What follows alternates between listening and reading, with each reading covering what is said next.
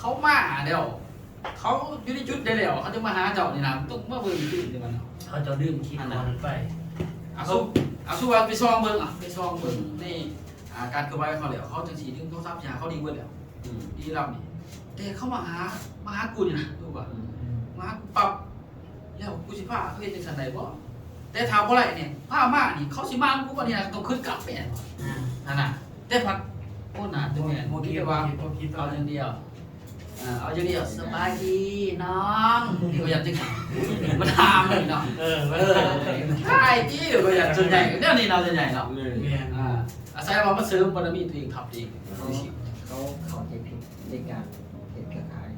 เพราะว่าเอาง่ายๆซะเนาะคนที่มาเจ้าเนื่องนี่ต้องสลัดมาเจ้าถึงว่า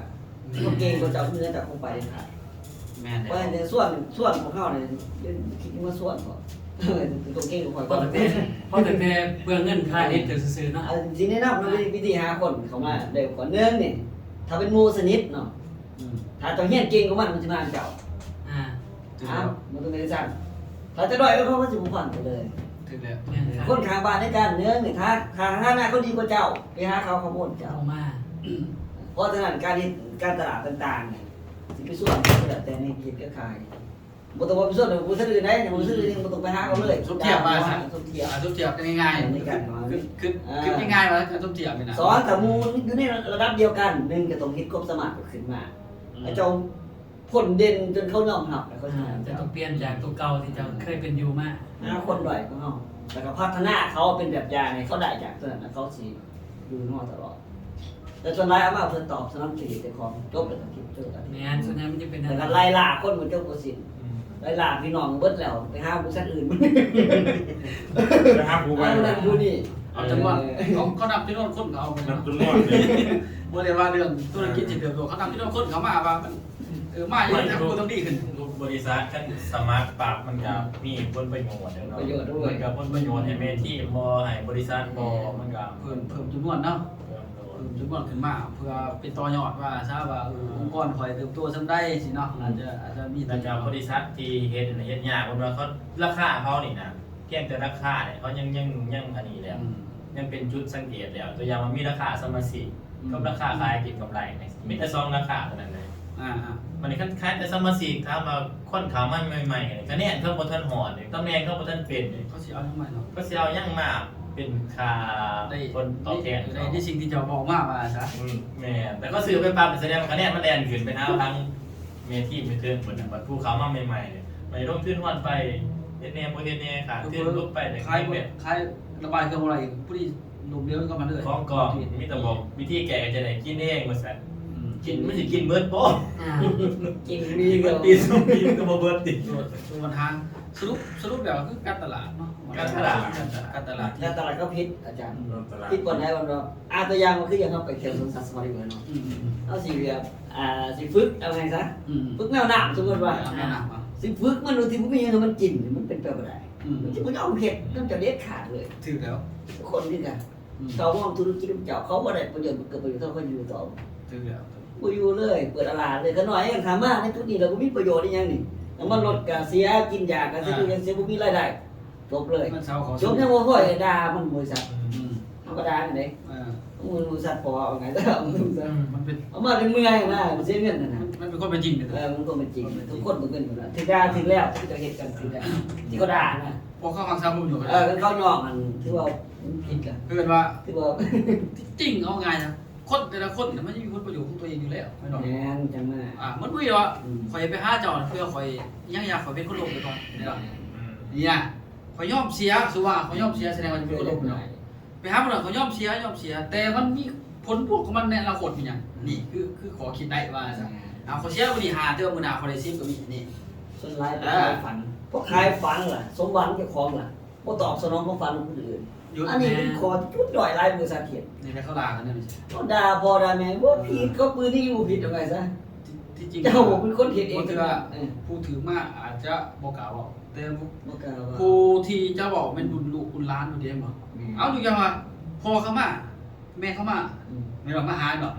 มาปรับแล้วแต่ว่าไปปรับเมื่อปีหนาวพ่อแม่เขาหยุดไปหล่มเลี้ยวลุกถึงเป็น100,000 บาท200,000 บาทส่วน เล่นบอกว่าแก่ วันนี้อนาคตเป็นยังไงบัดนี้อนาคต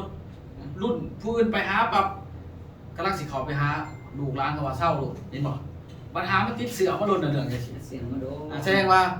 ผู้ที่ผ้าเฮ็ดเมื่อก่อนน่ะมันปิด แล้ว ปิด เขา ลง จะ แดด เสื้อมาไล่บริษัทนี่สิปิดตัวลงยอมที่แบบนี้ตลอดแล้วเขาสิเพิ่มขึ้นจำนวนเพิ่มขึ้นในบริษัทเพราะยังเขาให้ถือบริยอมเลย มันคนเป็นจริงเป็นหลักฐา เขา น เป็นจริง คนเป็นจริงเป็นหลักฐาน เขาว่าเขาได้ประโยชน์โดยมันสิอยู่เขาจะเปิด ก็คือว่าอะไรว่าทุกคนไม่มีผลประโยชน์ของตัวเองอยู่เดียวตามผลประโยชน์บ่ตรงกันอยู่ร่วมกันบ่ได้ เพราะฉะนั้น ครอบครัวคือกันอาจารย์คันผลประโยชน์บ่ตรงกันอยู่ร่วมกันบ่ได้ดอก ทำไปทำของวอลเลย โอ้มันต้องแม่นกันเอาง่ายซะบริษัทอยู่อย่างบริษัทดีหัวหน้าบริษัทดีทั่วเนาะนี่ที่เจ้าผู้เดียวอ่ะซั่ว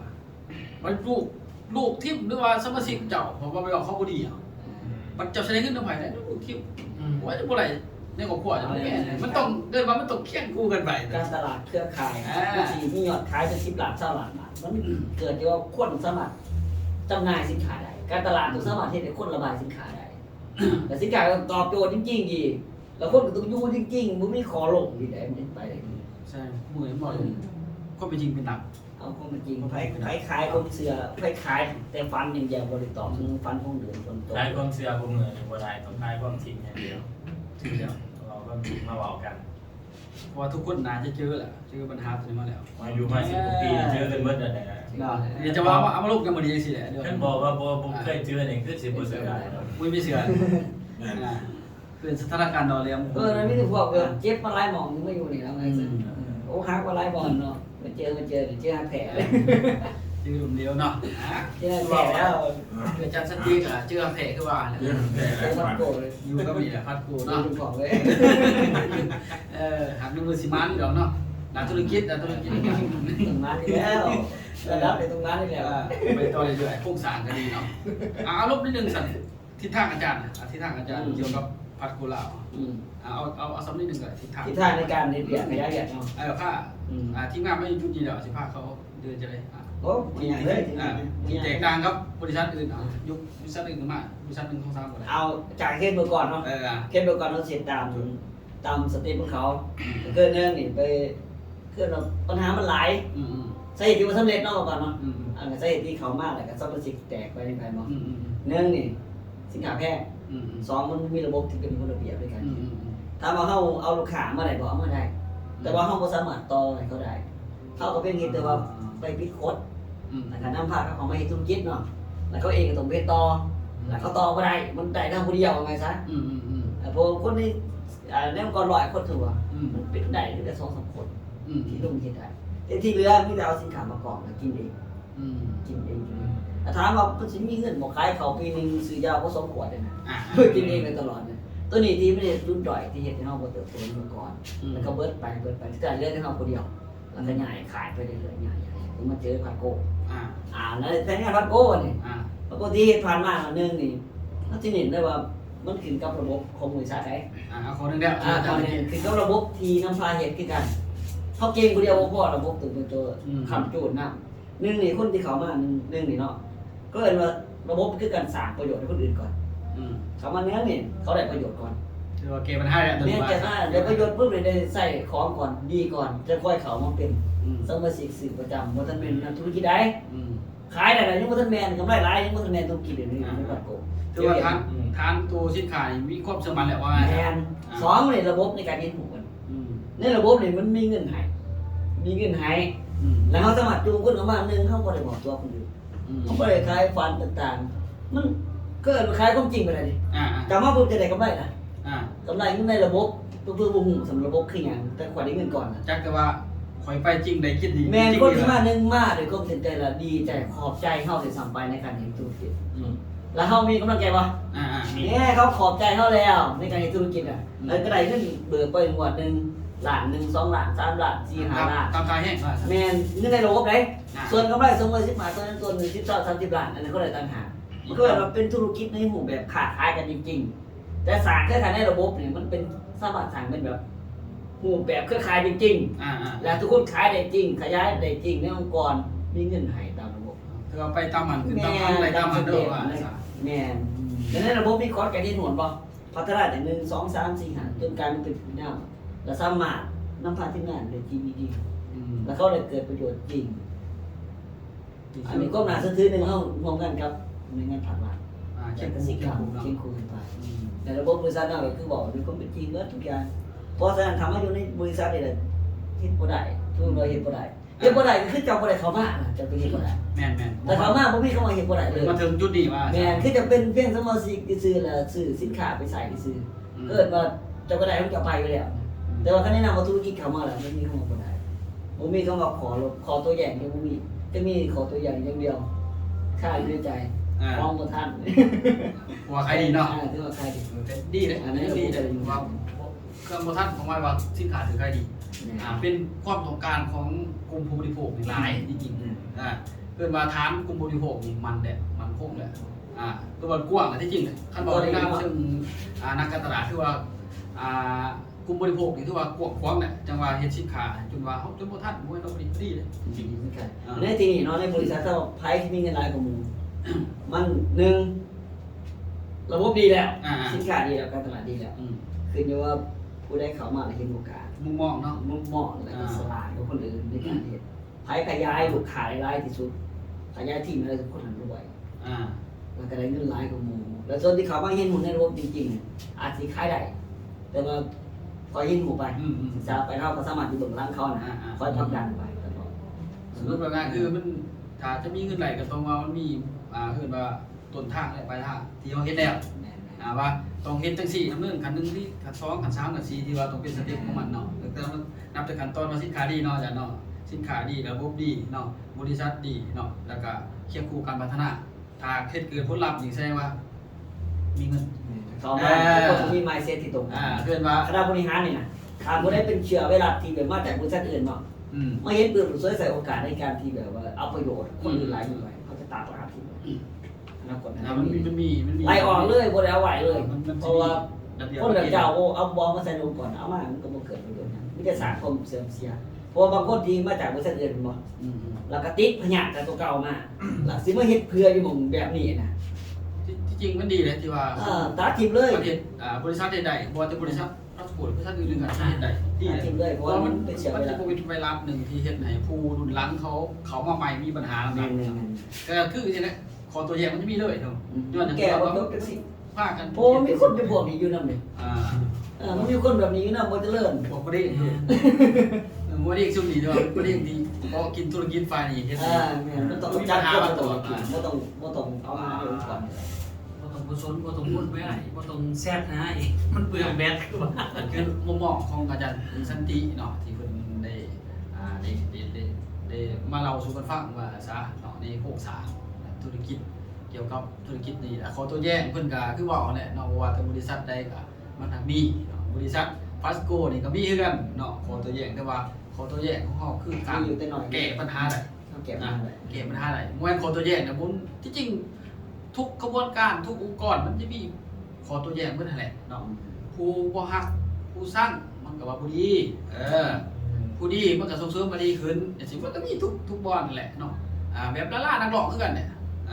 มีสกัดเดียวกันมันก็ยังมีปัญหาในสินะแต่ว่าสิแก้ปัญหาให้มันตีกันได้ไรมันก็ต้องมีตัวนี้เข้ามาว่า ขายลำไยมีคุณภาพ มันก็มีเบิดนั่นแหละมันก็มีเบิดนั่นแหละเต้นโพดก็บ่ดีเต้นน้อยก็ผิด คนประมาณได้เต็มคน เอาแต่ว่ามันมีกลุ่มของมันดิมันมีกลุ่ม นี่บ่มักบ่มัก แบบธุรกิจตัวนี้แหละธุรกิจเครือข่ายที่กูบอกที่ เขามองว่าดีแต่คนอื่นจะมองว่าดี ที่เคยกูเหมือนแหละบางคนบอกถามมีกลุ่มทานลูกค้าสื่อร้ายขายร้ายดีปัจจุบันบอกว่าขนมเป็นกลุ่มขยายได้ดีนี่ก็ไปแห้งเติบโตไว้ที่จริงมันมุมมองคนละมุมมองแต่ว่าเป้าหมายเดียวกันคือให้ได้เงินมากเห็นป่ะเป้าหมายนะที่จริงใช่ป่ะผู้ขา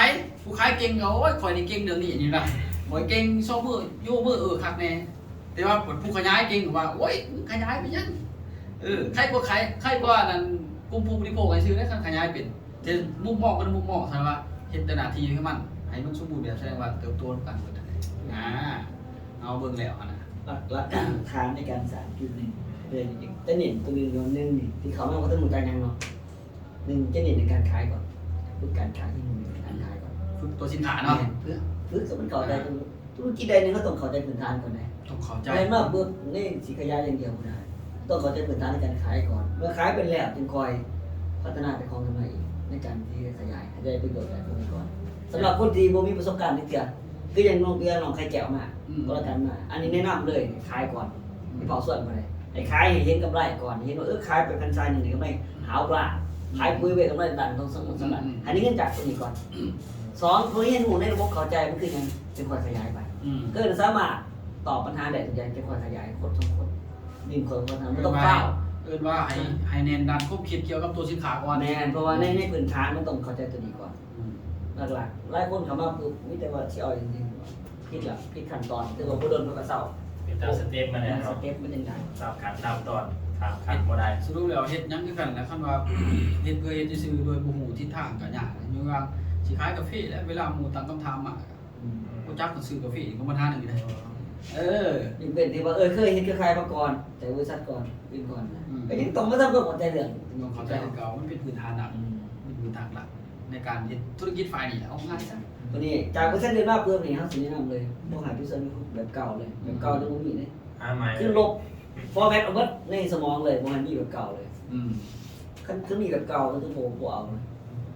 เอาบ่เสียได้ซะบ่สิบายปานนั้นนะยากคือว่าอยากแก้ปัญหาแล้วคนมันสิมียาวแก้ปัญหาแบบว่าโบจูบสิทธิ์นั่นแหละขึ้นมาแล้วนี่คือมันปัญหาที่เขาได้ผู้พ่อว่าซะเนาะ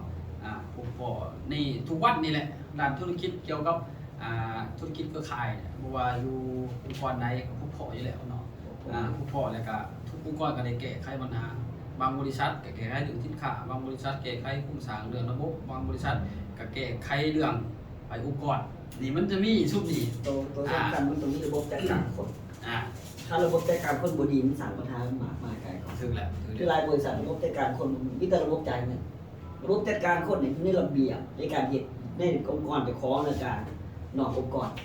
มันจะมีระบบในการคุ้มครองผู้บริโภคเนาะอันนั้นซะจริงๆคันว่าธุรกิจมันก็ต้องมุมมองนึงต้องมีคนเห็นป่ะคันว่ามีแต่สินค้าบ่มีคนก็เป็นจังได๋เพิ่นได้บ่ธุรกิจเริ่มได้คือเก่าถ้ามีแต่คนแต่สินค้าบ่มีจังซี่มันก็เป็นไปบ่ได้คือกันธุรกิจเป็นองค์กรใหญ่แสดงว่ามันต้องแค่คู่กับว่าจะบอกแค่คู่ในแบบว่าผู้ซื้อต้องการสินค้าผู้ขายต้องการเงินจังซี่นะมันผู้ขยายนี่มันก็มีผู้ขยายต้องการหยังก็ต้องการเขาต้องการเติบโตองค์กรเขามันก็มีแยกกันมาให้เราอาจารย์แยกกันมาแสดงว่าซุ่มนี่ถามว่ามันคิดได้เนาะไปเป็นแสดงว่าคนผู้นั้นมีโอกาสรวยแน่นอนเพราะว่าเป็นระบบที่แล้วสารยุพัฒโก้ไว้เนาะอาจารย์ยุพัฒโก้นี่เพิ่นมีโครงสร้างระบบมีโครงสร้างระบบที่เขาพเจ้าไปมุมมองที่เห็นในระบบเพราะว่าเขามีระบบจัดการคนจัดการทั้งคนดีคนบ่ดีนะคนบ่ดีก็จัดการในกันจัดการในกันทุกอย่างตามกระบวนการเนาะกระบวนการในสิ่งที่มันคือว่าไวรัสนี่เดียวจำเป็นตรงขาเสือการจัดการคนที่มันบ่ดีในบริษัทแบบมันคนบ่ดีมันจะบ่สามารถไปเฮ็ดสิ่งบ่ดีข้างนอกได้บ่สามารถกระจายเชื้อให้คนอื่นได้เราต้องให้ทั้งหลายสะอาดก่อนมันเป็นนักลักษณ์นะเอาเนาะเป็นนักลักษณ์คือบอกนะว่าองค์กรใดบริษัทใดเจอปัญหาตัวในแก่บางคนก็มาดีพูดกันเพื่ออย่างเพื่อคือว่าเอาแหละเอาเพื่อไปเสริมทัพตัวเองไปขยายตัวเองแต่ว่ามึงว่าเอาไปแล้วครับเขาอยู่ปัจจุบันนี่มันเป็นอีกอย่างเถื่อปัจจุบันเขาอยู่คัน5เจ้าสิเอาเขาไปอยู่คัน1จังซี่นะเจ้าก็ต้องควรคิดว่าซะบ่ว่ากลุ่มไรว่าซะเนาะสิเป็นน้องบ่สิเป็นอ้ายว่าสิสินำเสียง3นำเสียง4มาคือเรียกกะยามันก็เราก็เป็นจริงมันต้องมีอยู่ในขอบเขตเนาะที่ก็มุมมองเสียงคนบ่รู้อยู่แล้วมันแบบว่ามันเหมาะสมหั่นน่ะมาแล้วมันพอไปได้บ่ยังหั่นอันนี้เขาอยู่รับหาเจ้าประเทศนึงก็อยู่รับนี่มาแล้วเก็บตัวมันก็ยากว่ากำลังขึ้นมันต้องให้อยู่พอเหมาะสมเนาะเพราะว่าต่อยอดในธุรกิจของเจ้ามาแหละเข้ามาแล้วเนาะธุรกิจอยู่พลาสโกกับแบบนึงบริษัทอื่นกับแบบนึงแต่ว่าแต่ละบริษัทมันก็ดีเบิดแต่คนอยู่บริษัทนั้นมันดีบ่ตอนนั้นคำมันบ่ดีก็แสดงว่าไม่อยู่ซั่นมันก็บ่ดีคือเก่าอีกสิไปดีฮุดกันแต่ละบริษัทนี่ว่ามันบ่อึดเด้เนาะสิไปดีฮุดนำมา จะสิมากินน้ำหวานเด้ออยู่ถึงเป็นไปบ่ได้เนาะมันต้องมีที่ไปที่มาว่าซะก่อนจะ ใหญ่ สร้างก่อนไหน จะว่าเนาะจะสติ คือ ส่วนใหญ่ขาย คืออย่างพ่อคนนี้ก็น่าจะเจอหลายกันแหละปัญหาซุ่มนี้เนาะคิดเพิ่นเดาซุ่ม บ่ ว่า สิบ่สิหมองบ่มา ได้เองได้แห้ง คือลุงแต่ละเขตมันเพิ่นก็น่าจะเจออยู่แล้วเนาะบอกขอตัวอย่างทุกนี้เนาะเจอเราอาจารย์เนาะ เจอทางต่างแต่ว่ามันเรามีขอดีได้ที่พาสโกลาวมันมีตัวตอบคำถามตัวหนึ่งเท่าไหร่แล้วเอาตัวแก้ไขปัญหาตัวนี้ไปเพราะว่าเข้าหันหน้าที่ของพาสโกลาวเขาคือแก้ไขปัญหาให้สมาชิกให้ลูกค้าเขาไปแก้ไขปัญหาซอยเขามีปัญหาอย่างนั้นบริษัทเขาเลยก็เขาลงไปซอยปัญหาอย่างไหนว่าเป็นอย่างเรื่องมาเรื่องยุ่งเวียนเรื่องชีวิตส่วนตัวเขาบริษัทไปแก้ซอยเขาแก้เรื่องว่าเรื่องเขาอยากมาเห็นธุรกิจน้ำเขามีขอดีขอแบบใดขอยุ่งยากหรือว่าขอเนี่ยใดเขาอยู่หันกับเขานะงานของเขาคือเห็นกับปัญหาที่ว่าขอยุ่งยากของสมาชิกเขาลงไปแก้ซอยอยู่นะเขาเห็นมันเป็นเบียดของเขาเห็นมันเป็นธุรกิจของเขาอะไรไงมันได้ประโยชน์ของเขาอยู่นะแต่เป็นยังเขาจังมาเห็นน้ำบริษัทเขานี่คือว่า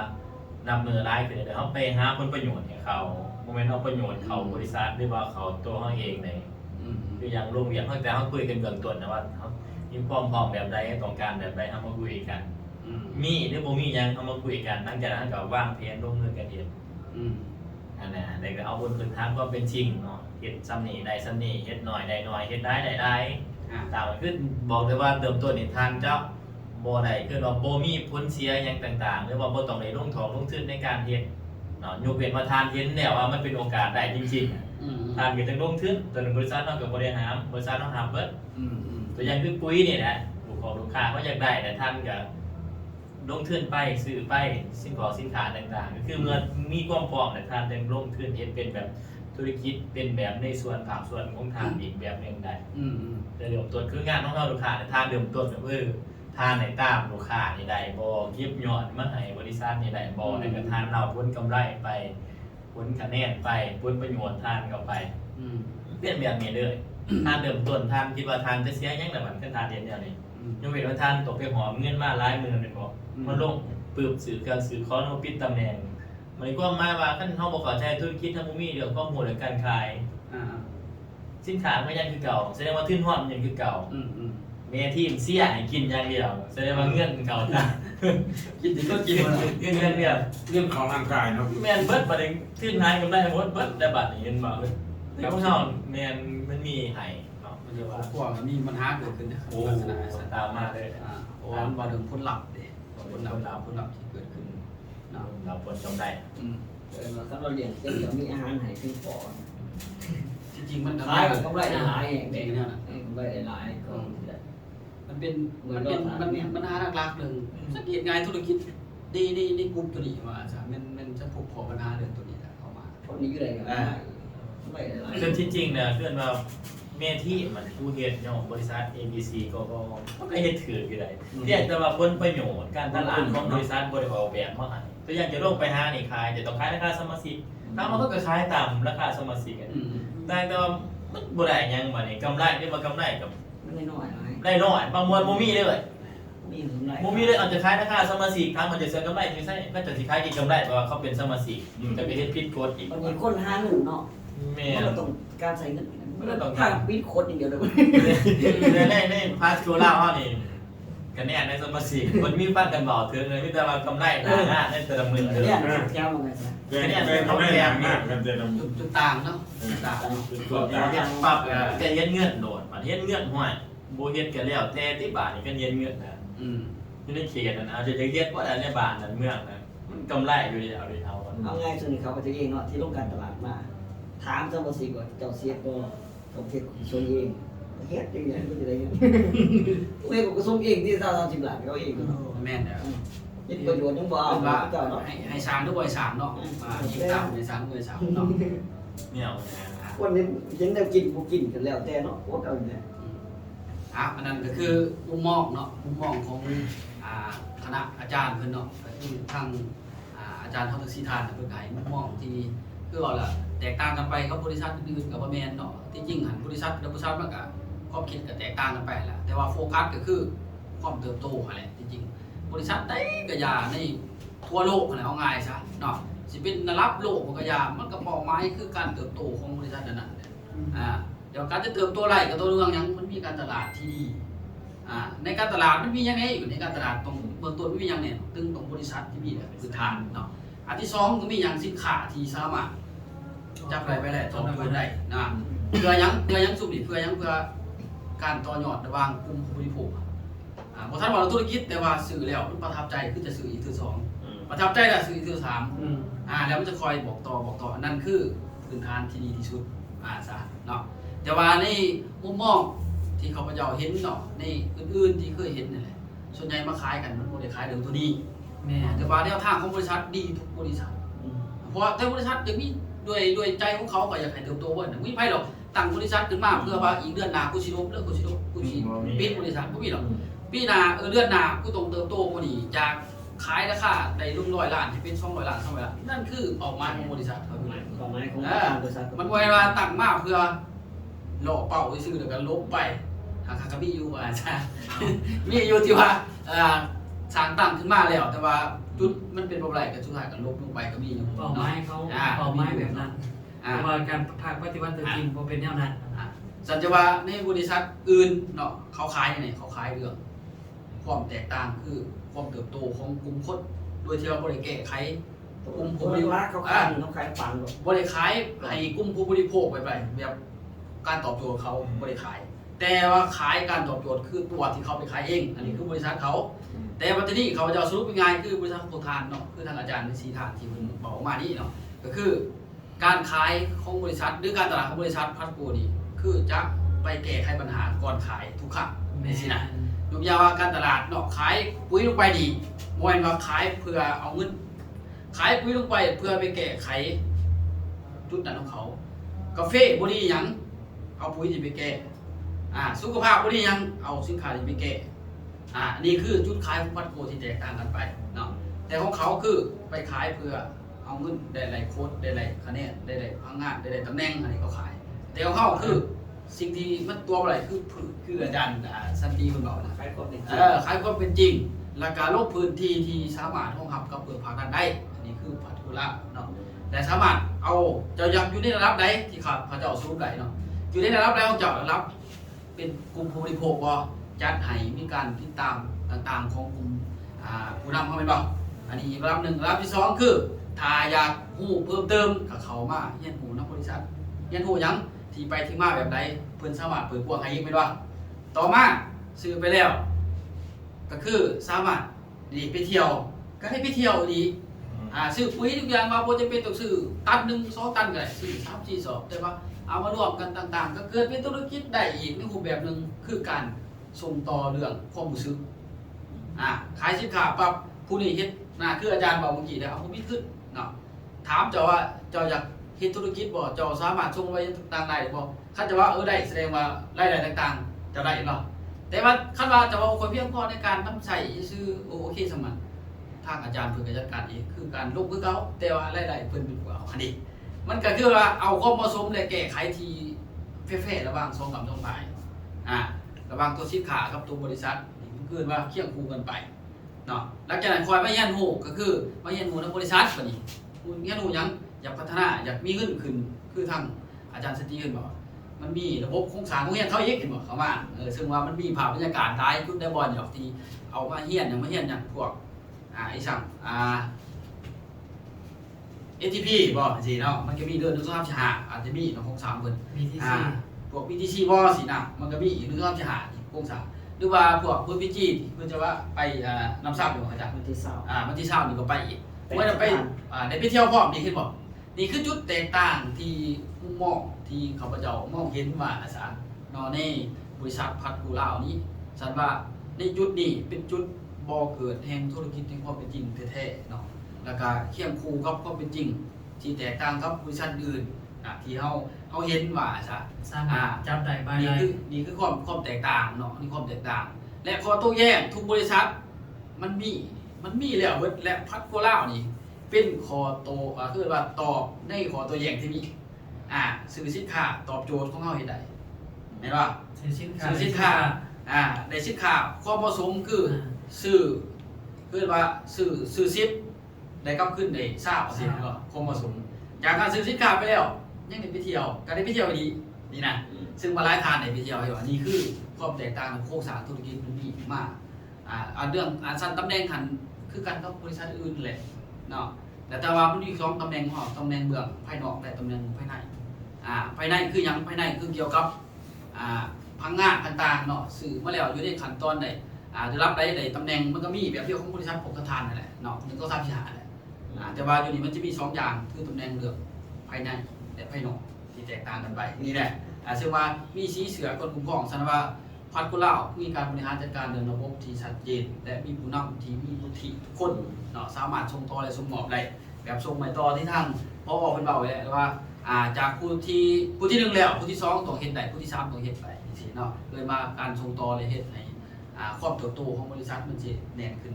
แล้วก็เติบโตของทีมงานแน่นไปเรื่อยๆเพราะว่าด่วนแล้วจะเกิดว่า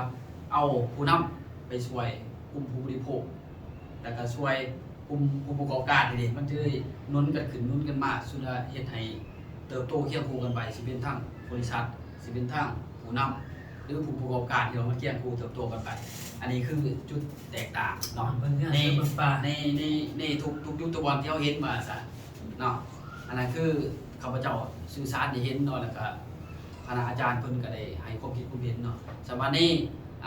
ท่านใดที่ไปเห็นเนาะในส่ง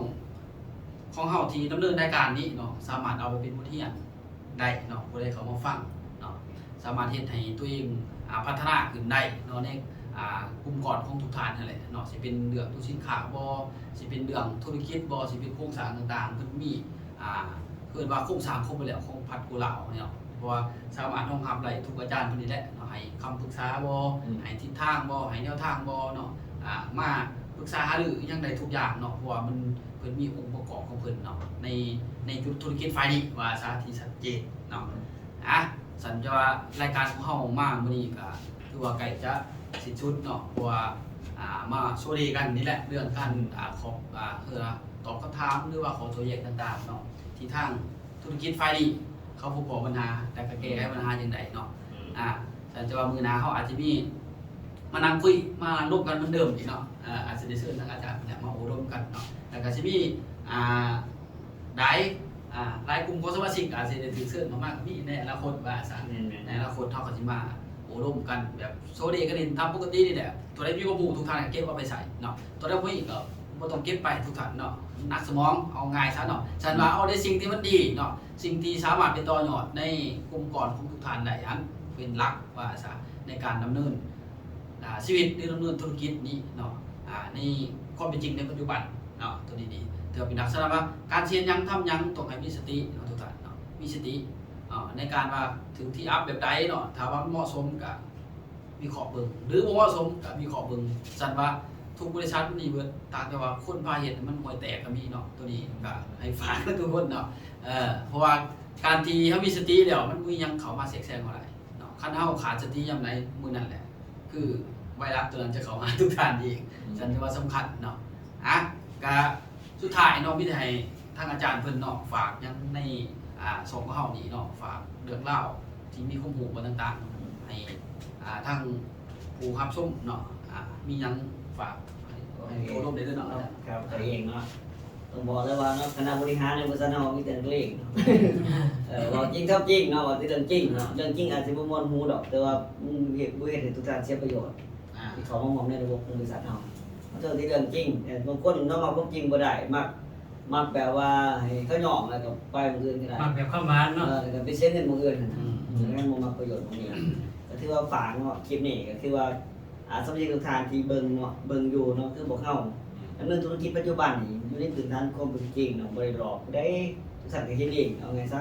การค้าขายก็ได้กำไรแบบที่เห็นนั่นแหละแต่ว่าจะเกิดเบิดจริงๆเมื่อทานมีส่วนหอมหลายกว่านี้มีการวางแผนต่างๆกับหมู่เฮาก็สามารถลงสวย เต็มที่ช่วยเนาะ เต็มที่เลยในการสั่งระบบพัฒนาคนบต่างๆคือคณะอาจารย์นี่พร้อมลุยนะพร้อมลุยสวยทุกคนอยู่แล้วการพื้นฐานการลงบรรยายต่างๆเขาพร้อมให้อยู่แล้วนะในการสั่งนะตรงนี้นะก็คือว่าฝากคลิปนี้เนาะวันที่20ให้จัดเกี่ยมเนาะคณะที่จะไปเรียนรู้ที่ ไปเที่ยวเนาะอีสานใต้แล้วผมก็ไปทั้งหมู่นั่นแม่เป็นงานเป็นนั่นต่างๆเลยเกี่ยมคนเลยเนาะเกี่ยมสมาชิกที่สนใจในการค้าขายจริงๆบ่สมาชิกทั่วไปแบบว่าอีหนุ่มอีนี่ยังบ่ต้องเอามากอะไรเอาสำหรับคนที่ต้องการ เสียเวลาก่อนเนาะ มันเสียเวลาเงินเขาพอ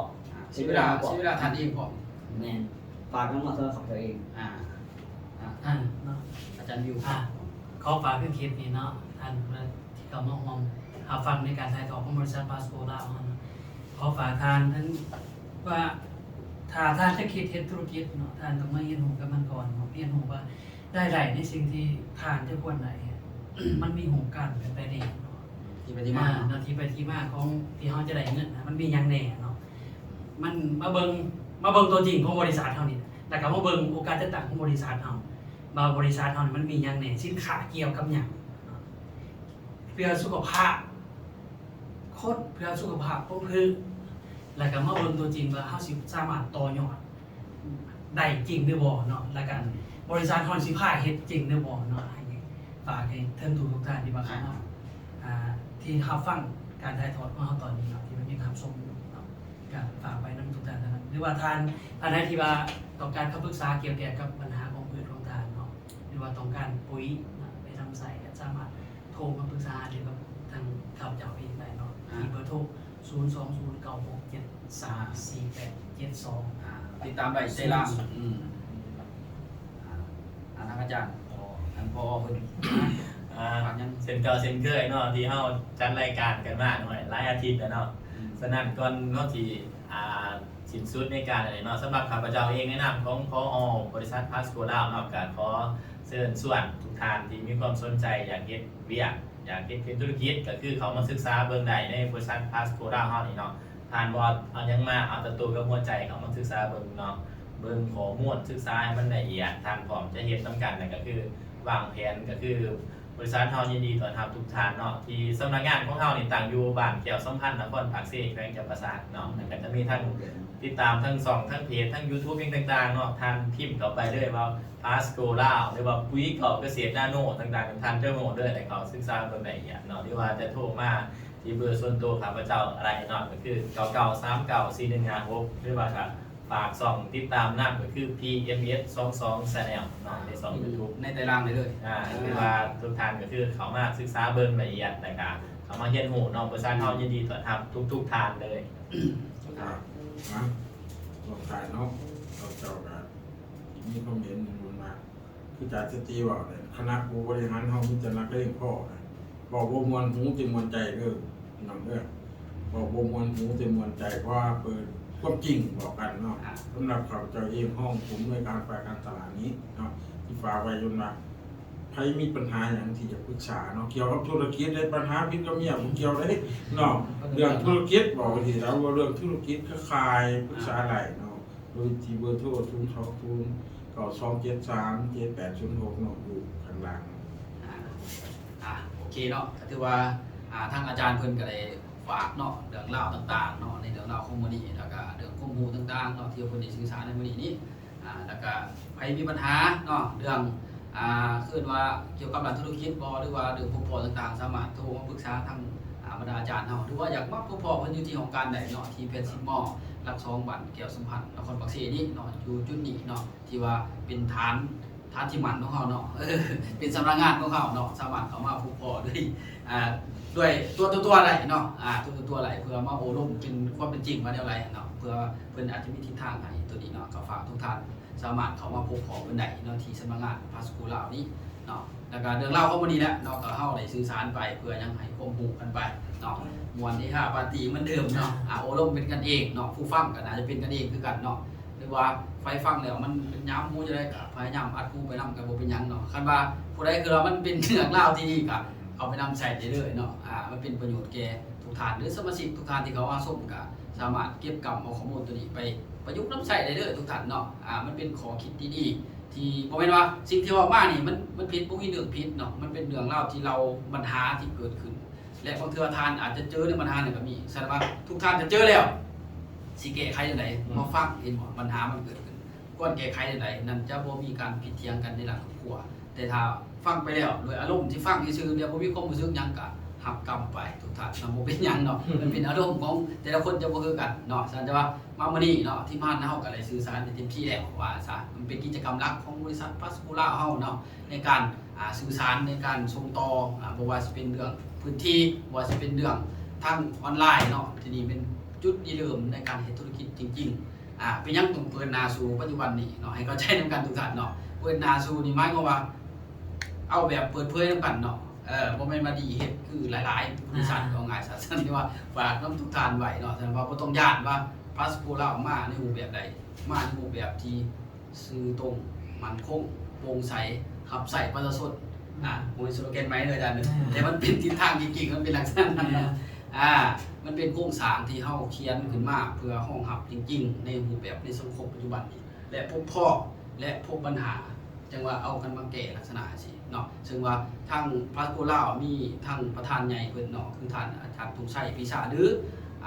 อาจารย์บุญทงพาพรเนาะเป็นประธานบริษัทซึ่งเพิ่นมีวุฒิเรื่องประสบพบพอเรื่องหลายปัญหาที่เพิ่นได้แก้ไขปัญหามาจนมาฮอดจุดนี้เนี่ยและเติบโตมาฮอดปัจจุบันนี้เนาะแล้วก็เฮายังมีเป้าหมายที่จะพาทุกท่านไปเที่ยวหลายประเทศอีกเนาะหลายประเทศที่จะพบพอกันในรูปแบบออนไลน์เนาะซึ่งว่าผ่านๆมาเนี่ยน้ำจิ้มไปนึงเนาะผ่านมาก็ไปเวียดนามเมื่อกี้เนาะซึ่งว่าเพิ่นก็ มีว่าเนาะ พาทีมงานไปเที่ยวย้อนว่าความคือว่าการสร้างทีมงานมีความเติบโตในด้านสังคมในพัฒนากันเรื่อยๆจากสมาชิกผู้ที่ได้โอกาสร้อยโอกาสจังซี่เนาะกลับมาเป็นคนที่มีภาวะและมีโอกาสเข้ามาเคียงคู่กันไปเนาะและทุกท่านเนี่ยที่เป็นสมาชิกกาเกียมไปเลยเนาะที่ทางประธานเพิ่นจะพาทุกท่านได้ไปเที่ยวร่วมกันในทุกยุคทุกวันแน่นอนเนาะขอแต่เฮามีความมั่นคงมีความมั่นคงมีความมั่นเที่ยงในด้านธุรกิจนี้เนาะเพราะมันเป็นจุดดีเริ่มในการเฮ็ดให้เฮาต่อยอดในด้านธุรกิจในครอบครัวได้ที่เป็นจริงในสังคมมาซะถือว่าก็เบาม่วนเนาะหัวม่วนกันไปเรื่อยเนาะในจุดนี้ถือว่าท้ายสุดท้ายเนาะก็ข้าพเจ้าในนามผู้ดำเนินรายการเนาะ